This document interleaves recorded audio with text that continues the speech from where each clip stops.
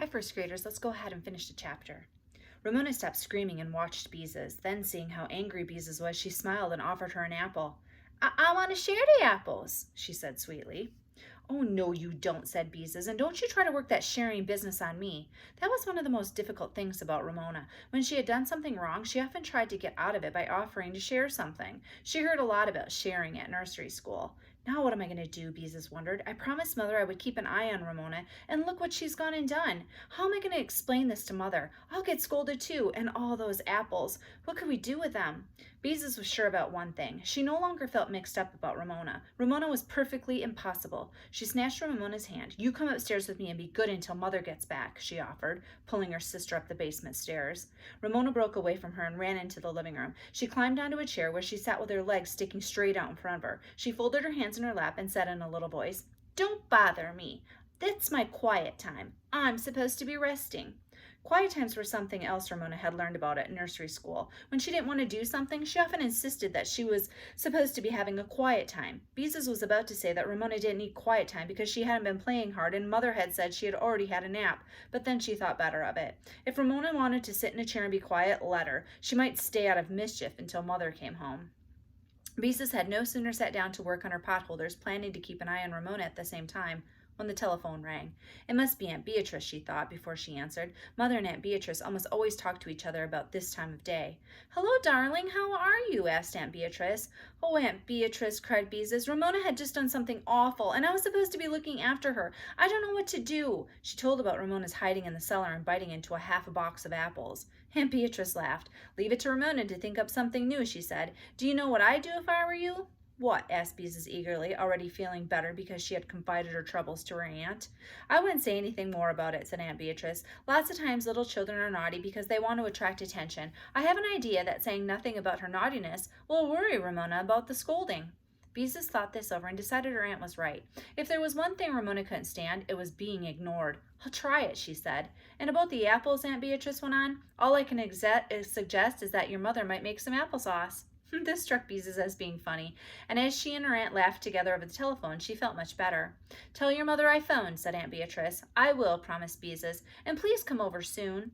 When Beezus heard her mother drive up, she rushed out to meet her and tell her the story about what Ramona had done. She also told her Aunt Beatrice's suggestion. "Oh dear, leave it to Ramona," sighed Mother. "Your aunt is right. We won't say a word about it." Beezus helped her mother carry the groceries into the house. Ramona came into the kitchen to see if there were any animal crackers among the packages. She waited a few minutes for her sister to tattle on her. Then, when Beezus didn't say anything, she announced, "I was bad this afternoon." She sounded pleased with herself, though. "Were you?" remarked Mother calmly. "Beezus, I think applesauce would be good for dessert tonight. Will you run down and bring me up some apples?" When Ramona looked disappointed at having failed to arouse any interest, Beezus and her mother exchanged smiles. I want to help," said Ramona, rather than be left out.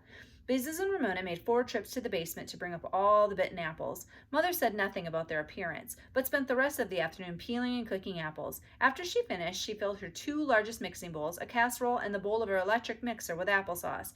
It took her quite a while to rearrange the contents of the refrigerator to make room for all the applesauce. When Beezus saw her father coming home, she ran out the front walk to tell him what had happened. He, too, agreed that Aunt Beatrice's suggestion was a good one. "Daddy!" shrieked Ramona when her father came in. "How was my girl?" asked Father as he picked Ramona up and kissed her. "Oh, I was bad today," said Ramona. "Were you?" said Father as he put her down. "Was there any mail today?" Ramona looked crestfallen. I was very bad," she persisted. "I was awful." Father sat down and picked up the evening paper. "I hid from Beezus and I bit a lot of apples," Ramona went on insistently. Remarked Father from behind the paper. "I see they're going to raise bus fares again." "Lots and lots of apples," repeated Ramona in a loud voice. "They raised bus fares last year," Father went on, winking at Beezus from behind the paper. "The public isn't going to stand for this." Ramona looked puzzled and then disappointed, but she didn't say anything. Father dropped his paper. "Something certainly smells good," he said. "It smells like applesauce. Oh, I hope so. There's nothing I like better than a big dish of applesauce for dessert." Because Mother had been so busy making applesauce, dinner was a little late that night. At the table, Ramona was unusually well behaved. She did not interrupt, and she did not try to share her carrots the way she usually did because she doesn't like carrots.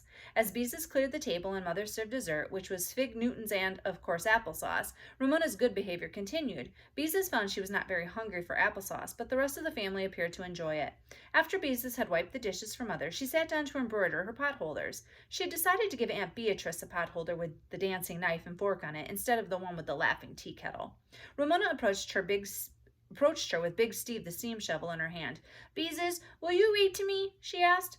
She thinks I'll say no, and then she can make a fuss, thought Beezus. Well, I won't give her a chance. All right, she said, putting down her potholder and taking the book, while Ramona climbed into the chair beside her. Big Steve was a steam shovel. He was the biggest steam shovel in the whole city, Beezus read. Grrr, growled Big Steve when he moved the earth to make way for the new highway. Father dropped his newspaper and looked at his two daughters sitting side by side. I wonder, he said, exactly how long this is going to last. Just enjoy it while it does, said Mother, who was basting patches on the knees of a pair of Ramona's overalls. Grrr, growled Ramona. Grrr. Beezus also wondered how long this would go on. She didn't enjoy growling like a steam shovel, and she felt that perhaps Ramona was getting her own way after all. I'm trying to like her, like I'm supposed to, anyhow, Beezus thought, and I do like her more than I did this afternoon when I found her in the basement. But what on earth will Mother ever do with all that applesauce? Tomorrow we'll get started with Chapter 5, A Party at the Quimby's.